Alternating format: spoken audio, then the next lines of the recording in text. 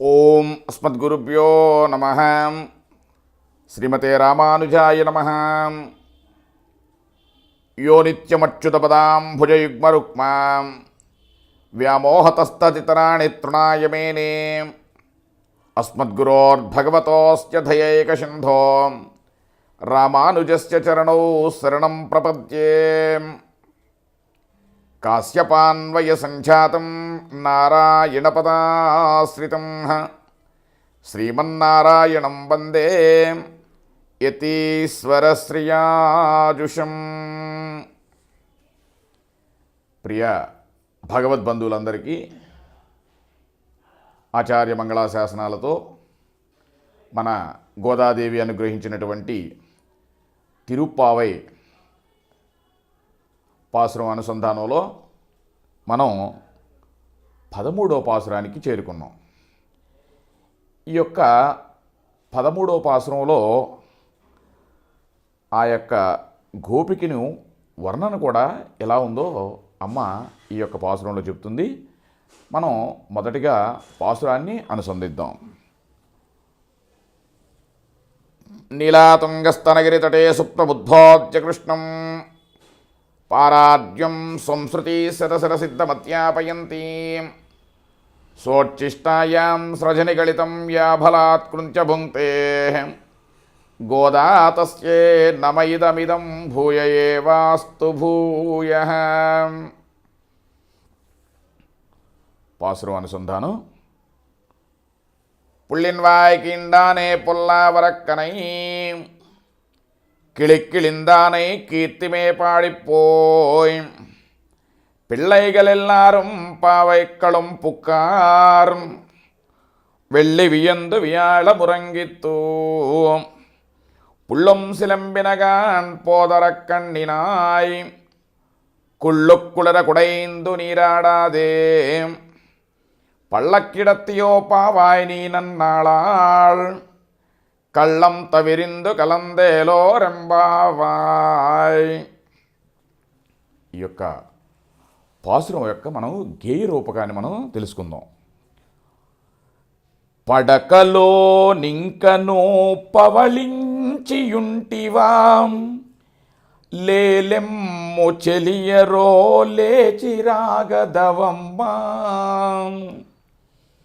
కొంగరూపముతోడ కూడిన దైత్యూని నోరు చీల్చిన వాణి క్రూర రావణతలల్ గిల్లివైచిన రాముని కీర్తించుచూగూడి వ్రతము సేయగా గోప బాలికలు వెళ్ళిరి. అదే శుక్రుడు దయించే అస్తమించే గురుండు గూటిలో పక్షులు గుములుగా అరచుచు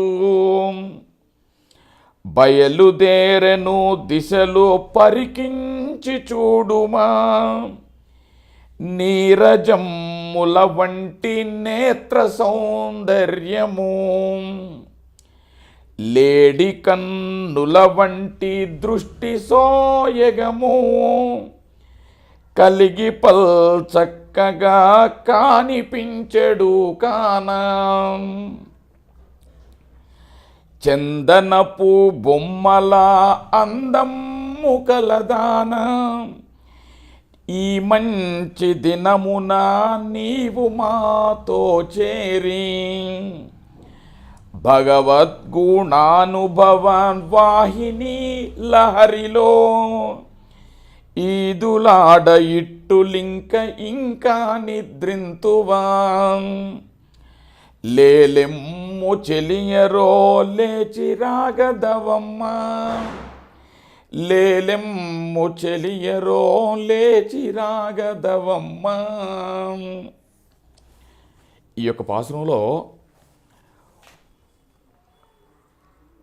పుళ్ళిన్వాయ్ కీండానే పొల్లావరక్కనై అంటే అసుర ఆవేశం కలిగినటువంటి కొంగలో నోటిని చీల్చినటువంటి ముందుగా గోపికలు ఆ యొక్క కృష్ణుణ్ణి కీర్తిస్తున్నారంట. అయితే నీటి ఒడ్డున ఆహారానికి నిశ్చలంగా కూర్చున్నటువంటి ఒక కొంగపై ఆ యొక్క అసురుడు ప్రవేశించాడంట. అప్పుడు ఆ నీటి యొద్దకు వచ్చినటువంటి ఆ యొక్క శ్రీకృష్ణుణ్ణి మింగి అంతమొందించాలనుకున్నాడంట. కాబట్టి ఆ రాక్షసుని యొక్క ఊహ అది ఆ రకంగా వచ్చినప్పుడు ఒక కొంగలాగా రాక్షసుడు ప్రవేశించున్నాడు కాబట్టి ఆ యొక్క శ్రీకృష్ణ పరమాత్మని సంహరించాలి, హతం చేయాలనుకున్నాడంట. అంటే రాక్షస సంహారం నచ్చినటువంటి ఆ యొక్క దైత్యుని చంపినటువంటి ఆ యొక్క కృష్ణ భగవాన్ని మేము కీర్తిస్తున్నామమ్మా అని చెప్తుంది. పొల్లావరక్కనై కిళిక్కిలిందానే కీర్తిమే పాడిపోయి అంటుంది. అంటే ఆ ఇటువంటి దుష్ట రాక్షసుణ్ణి గిల్లి ఆ యొక్క రావణాసురుణ్ణి ఆ యొక్క పదతెలను కూడా గిల్లి పారవేసినటువంటి ఆ యొక్క రావణునిపై యుద్ధంపై ఆ యొక్క శ్రీరామచంద్రుని యొక్క వర్ణన కూడా మనకి ఈ యొక్క పాసురంలో అమ్మ చెప్తుంది. కీర్తిమే పాడిపోయి అతని యొక్క కీర్తిని మనం అందరం కూడా పాడుకుంటుంటామమ్మా. పిల్లైగల్ ఎల్లారం పావైకళం బుక్కార్, మీరందరూ కూడా ఈ యొక్క శ్రీవ్రతం చేయడానికి అటువంటి క్షేత్రానికి అందరూ కూడా మేము చేరామమ్మా, నీవు కూడా రా అంటుంది. మళ్ళీ ఏమంటుందంటే వెళ్ళ యజందు వియాజమురంగిత్తు. ఇక్కడ బాగా మీరు అర్థం చేసుకోవాలి. ఇక్కడ శుక్రుడు ఉదయించినాడు, గురుడు అస్తమించినాడు అని చెప్తుందమ్మ ఈ యొక్క పాసురంలో. అంటే గొల్లలగుటచే వీరంట నక్షత్రాలను బట్టి ప్రొద్దును కీర్తిస్తున్నారంట. నక్షత్రాలను పూచుకుని ఇక తెల్లవారింది లేది అనేది వీళ్ళ చేస్తుందంట. అయితే శుక్రుడు ఉదయించటం తెల్లవారటానికి గుర్తంట. శుక్రుడు ఉదయించటం, గురుడు అస్తమించటం అనేది పరిశుద్ధమైనటువంటి జ్ఞానం ఆవిర్భవించి అజ్ఞానం అంతరించుచున్నది అని చెప్తుంది ఈ యొక్క అమ్మ యొక్క వర్ణన. శుక్రుడు ఎవరో మన రాక్షసుల గురువు అయినప్పటికీ కూడా అతను జ్ఞానానికి, రాక్షసుల గురువు అయినప్పటికీ కూడా జ్ఞానానికి ప్రతీకంట. అయితే ఈ గురుడు ఉన్నారు చూసారా, గురుడు దేవగురువు. అయితే ఈయన అయినప్పటికీ కూడా అతని యొక్క చార్వాక మత ప్రవర్తకుడు, అందుచే అతన్ని అస్తమించడం అంటే ఒక యొక్క సాంప్రదాయానికే అతను పరిమితంగా ఉన్నాడంట. అప్పుడు అతన్ని అస్తమించడానికి గురువుని అజ్ఞానానిగా పోల్చిందంట.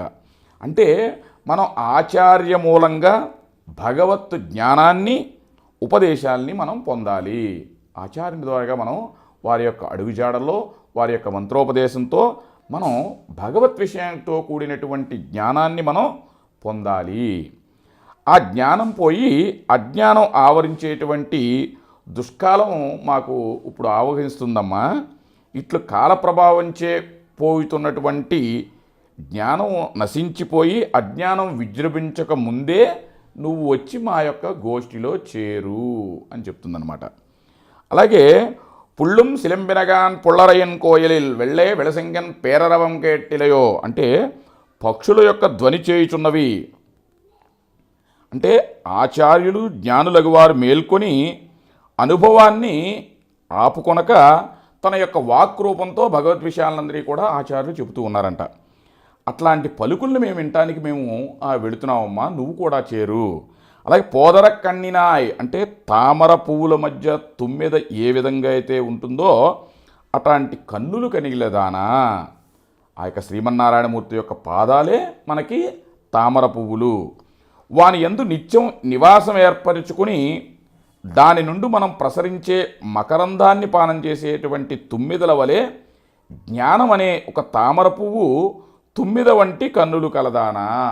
ఎంత వర్ణన చేసిందంటే అమ్మ, అదే అంటారు అమ్మ యొక్క ఆళ్వారులో గోదాదేవి చెప్పినటువంటి వర్ణన.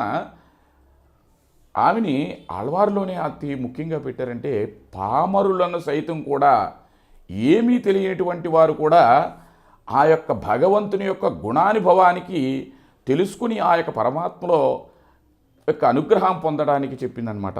అలాంటి తామర పువ్వుల యందే నిత్యం నివాసం ఏర్పరచుకుని ఆ యొక్క శ్రీమన్నారాయణ యొక్క పాదాలని చెప్తుంది. మళ్ళీ ఆ యొక్క ప్రసరించే మకరందం వలె తుమ్మిదల వలె జ్ఞానం అనే తామర పువ్వుని తుమ్మిద వంటి కన్నా మనం కూడా వెళుదాము.